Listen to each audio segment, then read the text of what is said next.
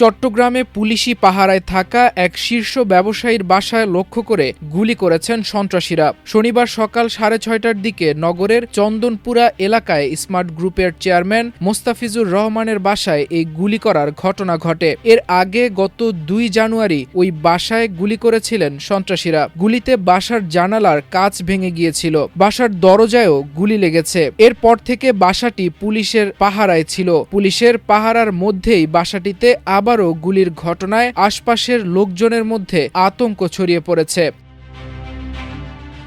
ঘটনার সিসিটিভি ফুটেজে দেখা যায় মুখোশধারী 4 জন ব্যক্তি আগ্নেয়াস্ত্র হাতে বাসার কাছে এসে গুলি ছুটছেন। পুলিশ জানিয়েছে তাদের মধ্যে একজনের হাতে 2টি পিস্তল ছিল, অন্যদের কাছে সাবমেশিন গান, চাইনিজ রাইফেল ও শটগান ছিল। ব্যবসায়ী মুস্তাফিজুর রহমান অভিযোগ করেন, বিদেশে পলাতক সন্ত্রাসী সাজ্জাদ আলীর অনুসারীরা চাঁদা না পেয়ে এ হামলা চালিয়েছে। এর আগে গত 2 জানুয়ারিও একই বাসায় গুলি করা হয়েছিল। ওই ঘটনার পর থেকে বাসাটিতে পুলিশের পাহারা ছিল। মুস্তাফিজুর রহমান জানান, সন্ত্রাসী সাজ্জাদ প্রথমে 10 কোটি টাকা, পরে 5 কোটি টাকা চাঁদা দাবি করেন। চাঁদা না দেওয়ায় তার বাসায় একাধিকবার হামলার চেষ্টা হয়েছে। আজ ভোরে মুখোশ পরে 4 জন অস্ত্রধারী বাসার পেছন দিকে এসে 6 থেকে 7 রাউন্ড গুলি ছোড়ে। পরে তারা দ্রুত ঘটনাস্থল ত্যাগ করে। এ সময় বাসার নিরাপত্তার দায়িত্বে থাকা প্রহরী বিষয়টি পুলিশ সদস্যদের জানালে তারা অবস্থান নেন। তবে এর আগেই হামলাকারীরা পালিয়ে যায়। হামলাকারীদের হাতে পিস্তল, চাইনিজ রাইফেল সহ আধুনিক অস্ত্র ছিল বলে তিনি দাবি করেন।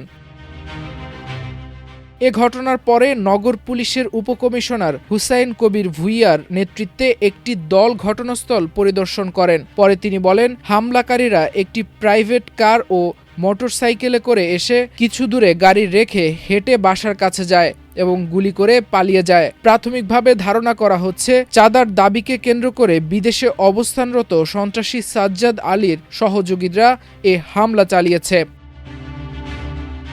সাজ্জাদ অপরাধ জগতের বেশ পরিচিত মুখ। পুরো নাম সাজ্জাদ আলী। মূলত অপরাধ জগতে পরিচিত হন 1999 সালে কাউন্সিলর লিয়াকত আলী খান খুনের পরে সাক্ষীর অভাবে ওই মামলায় খালাস হলেও নগরের অপরাধ জগতে তাকে নিয়ে শুরু হয় নতুন এক অধ্যায়। 2000 সালের 12 জুলাই বহদ্দারহাটে ছাত্রলীগের 6 নেতাকর্মী সহ 8 জনকে ব্রাশফায়ারের মাধ্যমে হত্যা করা হয়। পুলিশ ও বিভিন্ন সংস্থার দাবি 8 মার্ডার নামে পরিচিত সেই হত্যাকাণ্ডে নেতৃত্ব দিয়েছেন সাজ্জাদ। একই বছরের অক্টোবরে AK-47 রাইফেল সহ গ্রেপ্তার হন তিনি। পরে জামিনে বেরিয়ে 2004 সালে দেশ ছাড়েন। এরপর থেকেই বিদেশে বসে নিয়ন্ত্রণ করতে থাকেন তার বাহিনী। অবশ্য 8 মার্ডার মামলা থেকেও খালাস পান সাজ্জাদ। মাল্টিমিডিয়া ডেস্ক, আমার দেশ।